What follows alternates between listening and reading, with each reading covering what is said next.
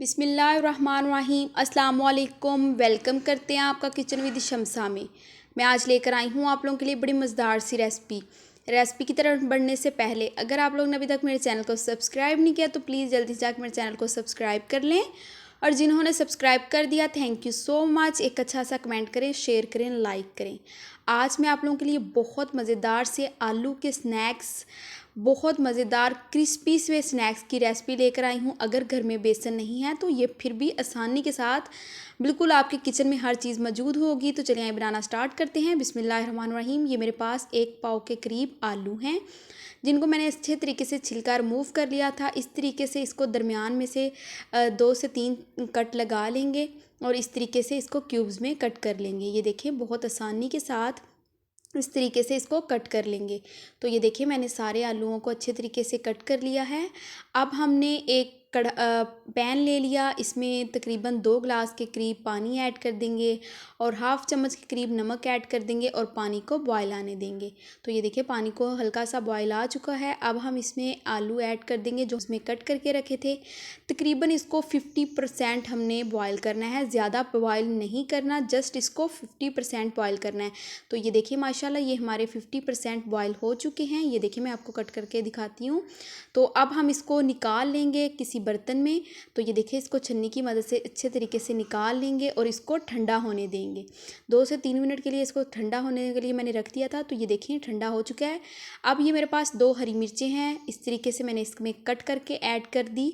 साथ हम एक एग ऐड कर देंगे, इससे बहुत अच्छे तरीके से बैंडिंग हो जाएगी। हाफ़ चम्मच इसमें ब्लैक मिर्च का पाउडर, हाफ़ चम्मच ज़ीरा पाउडर, हाफ़ चम्मच सूखा धनिया ऐड कर देंगे। चुटकी भर इसमें नमक ऐड कर देंगे और साथ इसमें चाट मसाला हाफ़ चम्मच ऐड कर देंगे और हाफ़ चम्मच ही इसमें हल्दी पाउडर और हाफ़ चम्मच ही इसमें लाल मिर्च का पाउडर ऐड कर देंगे। और ये मेरे पास कॉर्नफ्लोर है, इसमें तकरीबन आधा कप के करीब इसमें कॉर्नफ्लोर ऐड कर देंगे। अब हम इनको अच्छे तरीके से मिक्स कर लेंगे। नमक आपने अपने टेस्ट के मुताबिक कम या ज़्यादा रखना है। पहले भी हमने जब बॉयल आलू किए थे तब भी नमक ऐड किया था। अब हम ये मुझे जो इसका मटेरियल था थोड़ा सा गाढ़ा लग रहा था। अब मैंने इसमें 2 चम्मच के करीब पानी ऐड कर देना है। इसको अच्छे तरीके से अब हम मिक्स कर लेंगे, यकजान इन चीज़ों को अच्छे तरीके से कर लेंगे। माशाल्लाह चेक करें ये अच्छे तरीके से मिक्स हो चुका है। अब हमने इस तरीके से एक चम्मच ले लेना है और ये हर घर में हर किचन में मौजूद होता है।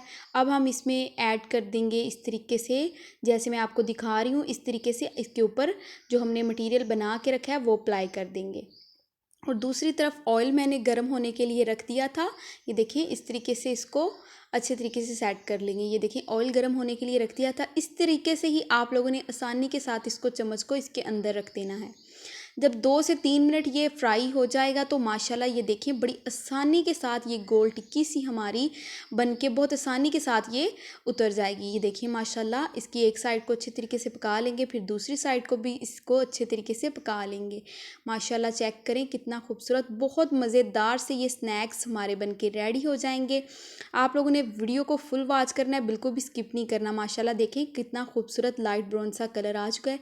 इसी तरह हम सारे अपने स्नैक्स बना के रेडी कर लेंगे। माशाल्लाह चेक करें ये दोनों तरफ से अच्छे तरीके से ये पक चुके हैं। अब हम इसको निकाल लेंगे प्लेट में। तो माशाल्लाह चेक करें इतने मज़ेदार क्रिस्पी से स्नैक्स रेडी हो चुके हैं। आप लोगों ने इस रेसिपी को ज़रूर ट्राई करना है और कमेंट बॉक्स में बताना है ये रेसिपी और वीडियो कैसी लगी। ये देखिए माशाल्लाह बहुत मज़ेदार क्रिस्पी से हमारे स्नैक्स आलू डॉट स्नैक्स रेडी हो चुके हैं। इंशाल्लाह मैं नेक्स्ट वीडियो के साथ हाज़िर होंगी। मुझे दीजिएगा इजाज़त। अल्लाह हाफिज़।